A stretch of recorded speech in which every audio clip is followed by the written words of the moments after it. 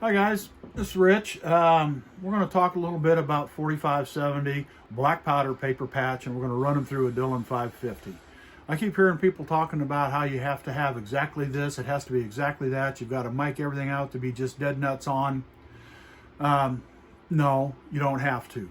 You can run them just the way I'm going to show you how to do them. You'll be competitive with the guys at the black powder matches. It's a hunting load, it's a plinking load. And when you compare, these guys are telling you have to mic everything. It has to be within 1/10 of a grain, and you've got, have to have a half grain plus or minus on your bullets and whatever. Stop and think. How'd the old timers do it 150 years ago on the buffalo ranges without all this stuff and still be able to shoot like they did? All right, so you don't need all of that.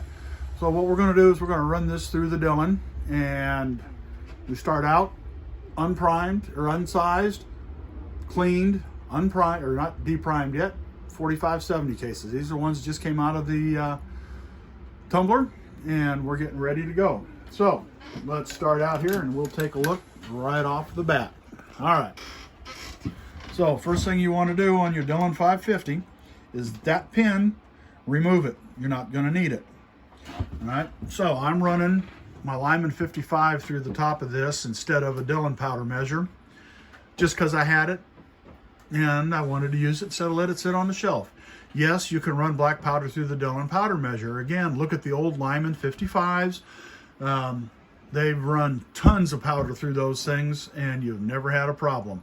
I have never seen or heard of one documented case of black powder blowing up running through a non-sparking powder measure, even if it had a plastic top on it. All right, and I've done hundreds of it.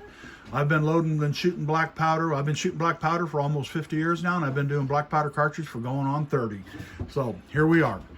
We're going to run this through the Dillon. So first thing you got,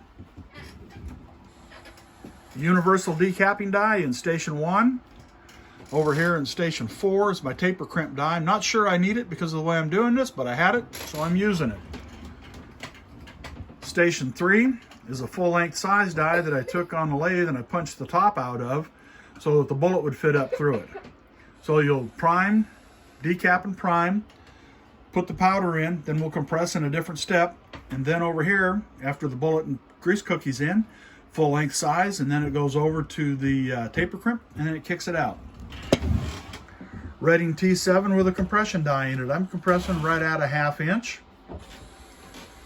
Grease is a 70-30 mix of mutton tallow to beeswax, 1/4 inch thick.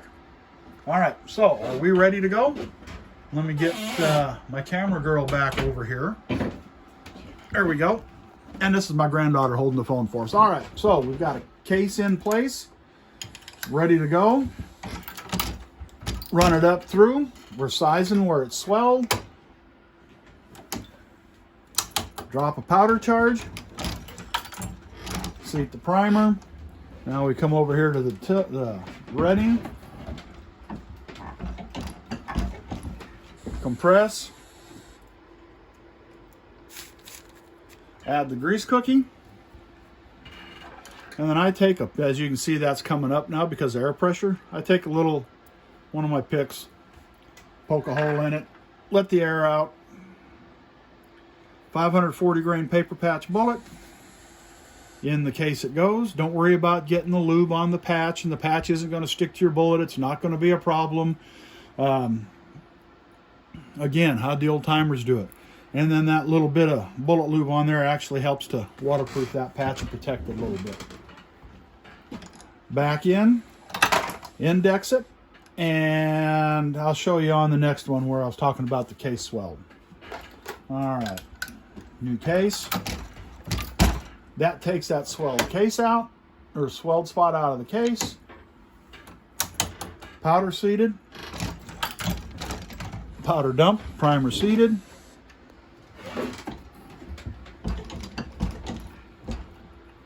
Compressed. Grease cookie.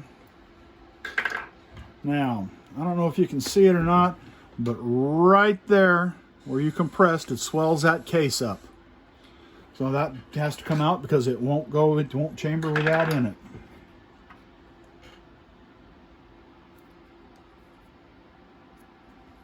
Bullet in. Kicks a round out. There you have it. One done, ready to shoot.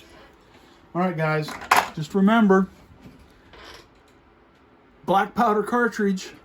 It's a black art. Everything you know about reloading that you learned for smokeless powder, forget it. You're starting from scratch, but it's a long, long ways from rocket science.